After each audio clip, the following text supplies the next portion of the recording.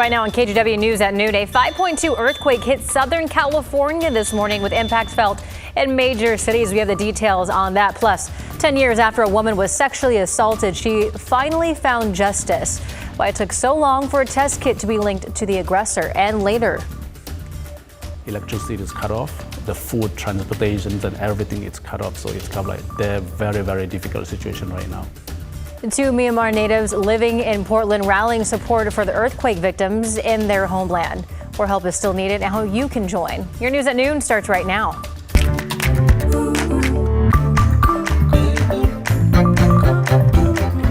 Thank you for joining us at noon here. I'm China Green. We're starting this show with a live look across our viewing areas. We have Wells Fargo up there, Rose City, the Dalles, and Astoria. What do they all have in common, you ask? Well, the gorgeous weather. And that's why Rod Hale is joining us from the KGW weather deck this afternoon. Absolutely beautiful. Look at you. Oh, it's beautiful. Shining. Yeah, I was going to answer the question that what they have in common is all those cameras have that same blue background that I have up over the city of Portland. We're on top of the, I should say, the KGW weather deck, brought to you by Rick's Custom Fencing and Decking.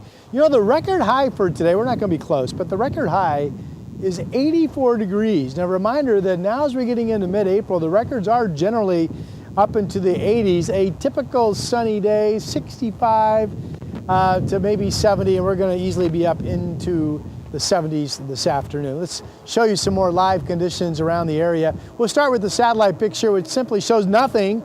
Clouds are arcing up and around us, so that's a sign of the ridge of high pressure producing similar weather across our entire region. Here's that Lincoln City Schnuckwins Casino Resort camera, 58 degrees, believing that there could be some 70s along the coast today, places like Seaside with the northeast wind flow expected. All of the cameras, as we mentioned a moment ago, are sunny. Here's Salem Tasting Room down in Sherwood at 66, so that's certainly poised to be up into the 70s this afternoon. And the Oregon Zoo, you can see some folks out enjoying up in the West Hills with sunny skies. Portland's at 69, warmer than I thought would be at noon, but I am going to leave our forecast high at 78. It's possible that we would hit 80 this afternoon, so we'll see how warm we go. In terms of the breezes, the wind direction here in downtown Portland is coming out of the gorge from the east, and some of those gusts in East Multnomah County are up to about 30 miles per hour. But outside of that, China, it's just going to be an absolutely wonderful afternoon. We'll have your complete forecast coming up. Thank you, Rod. A magnitude 5.2 earthquake rocked Southern California this morning. It hit around 10 o'clock and could be felt from San Diego to Los Angeles. This ring video shows some of the shaking from inside a home. The quake was centered in San Diego County near the mountain town of Julian. According to United States Geological Survey, those living closest to the epicenter felt moderate shaking, and more than 25 million people experienced weak to light shaking. Qualify that right now, but given that it's 13 kilometers away from everybody, because it's 13 kilometers deep, probably maybe intensity 6 would be what we would have seen right on top of it.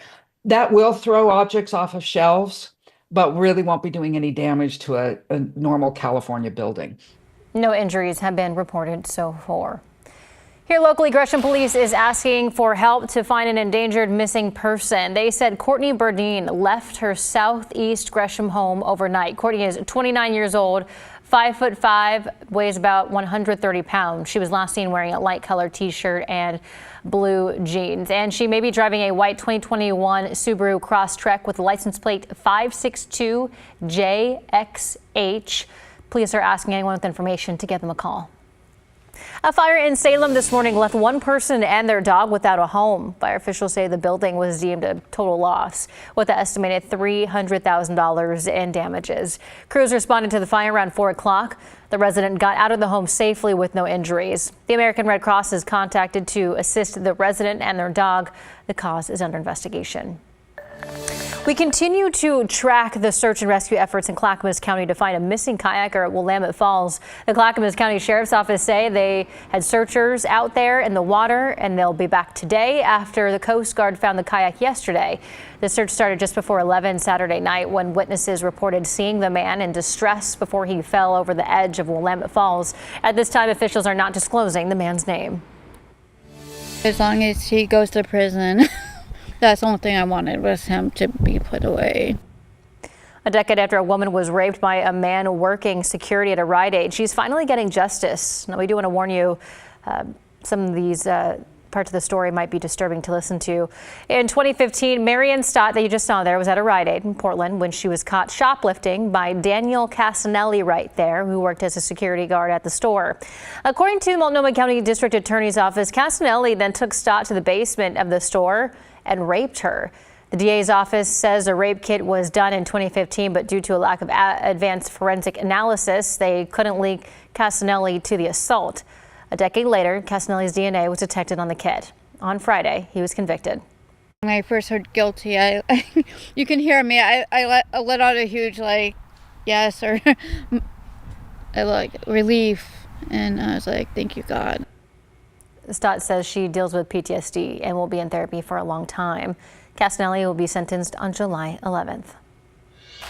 A Southwest Portland farmers market is trying to recover after someone stole one of its trucks filled with supplies. And thanks to an outpouring of community support, the market is back to making ends meet as it approaches its busy season. KGW's John Adams has a story. The Hillsdale Farmers Market was bustling on Sunday morning. At first glance, a customer most likely couldn't tell the struggle the market has gone through since its truck was stolen after an event on March 23rd. I pulled into the parking spot where the truck should be, and I just sat there, literally, and just, what do I do? Market manager Lacey Walden says the truck was recovered the next day, but was heavily damaged.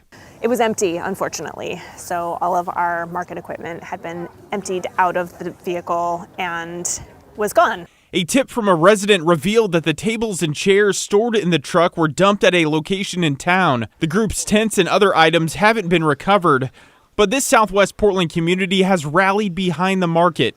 With a fundraising goal of $15,000, they helped get 90% of that in just a week.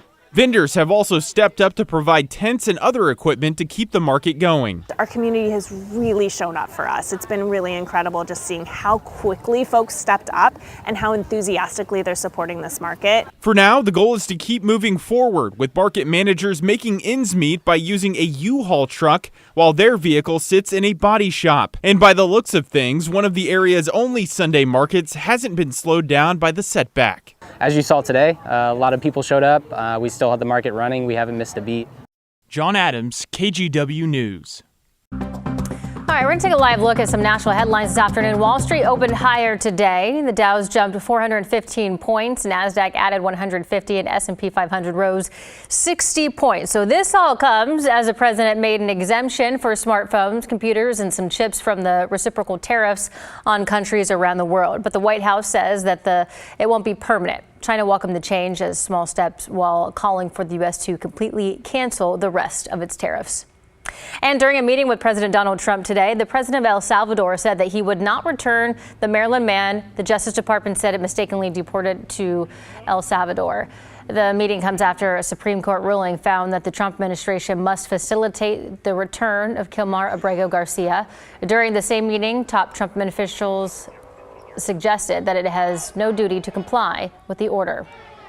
A suspect is facing charges of attempted murder and arson after allegedly starting a fire at the Pennsylvania governor's mansion. The fire left significant damage in the house, and forced the governor, Josh Shapiro, and his family to evacuate the building early Sunday. No one was injured. And those are a look at your national headlines. The Associated Press reports the death toll from last month's earthquake in Southeast Asia is now more than 3,600 people. And while communities there continue to recover and rebuild, 2 Portland men with family in Myanmar are drumming up support. Here's Sunrise reporter Ashley Grams with their story.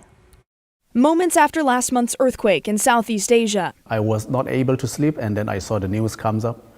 Boom, immediately 7.7 earthquake. So I immediately think about my family, what happened there. Francis Kam lives in Portland, but his family is in Myanmar. The next day, fortunately, they find a way to text me that they are still alive. He's thankful for their safety, but says many are struggling without basic necessities. Electricity is cut off, the food, transportation, and everything is cut off. So it's kind of like they're very, very difficult situation right now. Electricity and internet connection, everything is shut down over there. KP says his brothers and sisters are also in Myanmar. My family that is safe, but we worry about that a victim how can we help to that people? He says the country is already facing political instability and civil unrest. Both men are raising money to support those impacted by the quake. What can we do for the needy community across the globe? Kam moved to the U.S. as a refugee. Exactly next month in May, I will be like 10 years in the U.S. Saying he left his home country because of discrimination and religious persecution. Now he's part of the Zomi Catholic community of Portland, planning to support the church community across the globe